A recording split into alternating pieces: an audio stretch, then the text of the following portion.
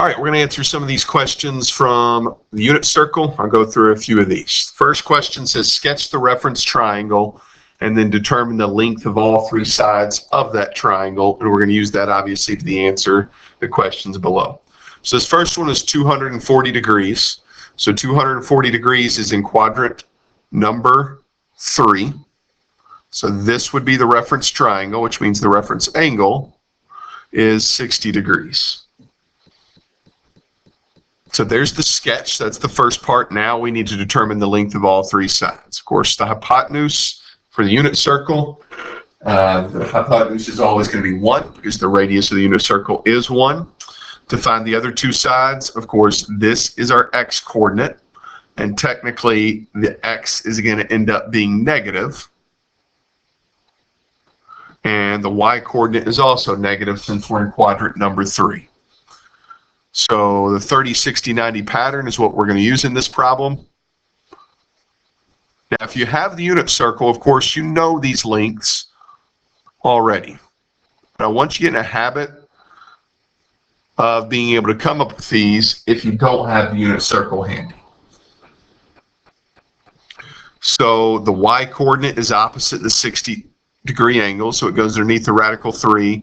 The x coordinate is opposite the 30-degree angle. So first, let's solve for x. That's the easier of the two in this case. Let's cross multiply. We're going to get negative 2x equals 1. So x is negative 1/2.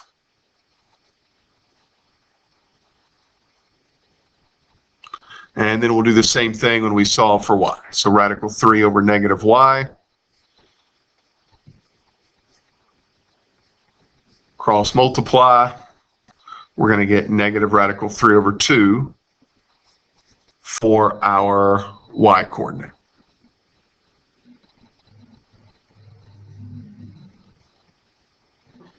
So that's our y, that's our x. That's our cosine, that's our sine.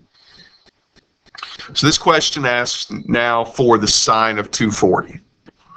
So, of course, that's the y coordinate at 240 degrees. Well, we already came up with it. It's literally right there as our answer. So the sine of 240 degrees is negative radical 3 over 2.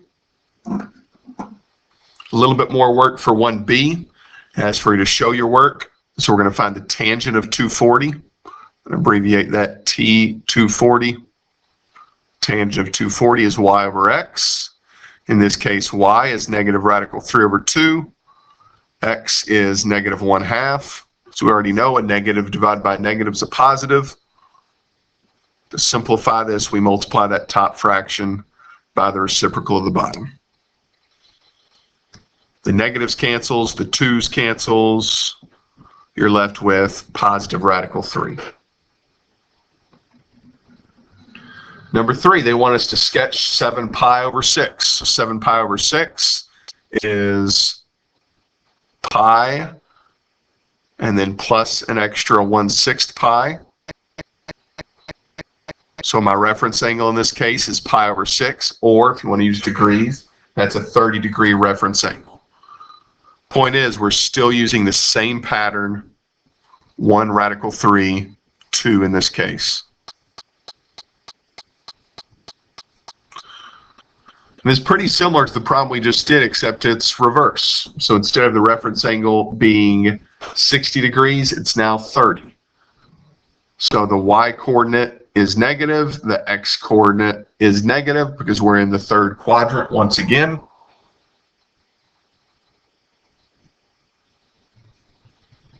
And then we're going to go through the same process to solve for x and solve for y. But really, I don't need to go through the process and showing all my steps here because we've done that. Y is going to be negative 1/2. And x is going to be negative radical 3 over 2.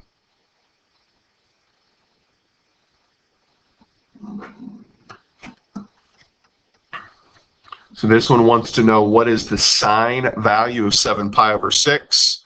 So that's the y coordinate at 7 pi over 6. The y coordinate we found was negative 1/2.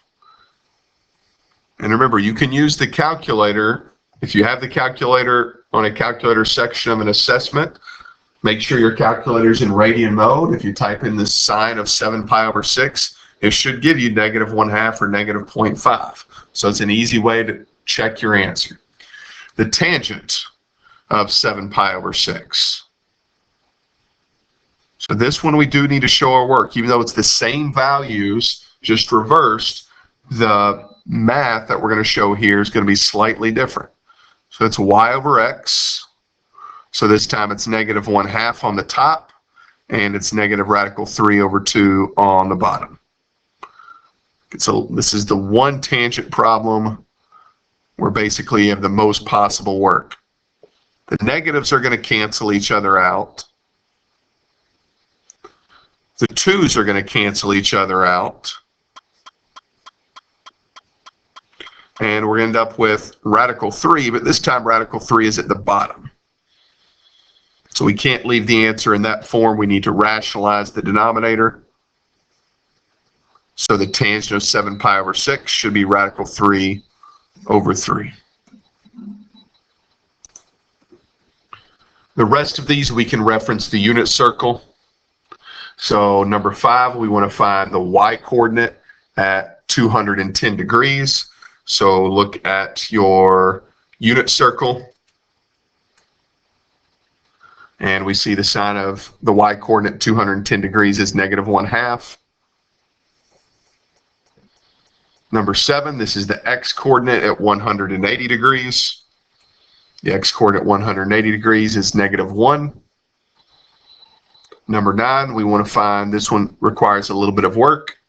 It's y divided by x.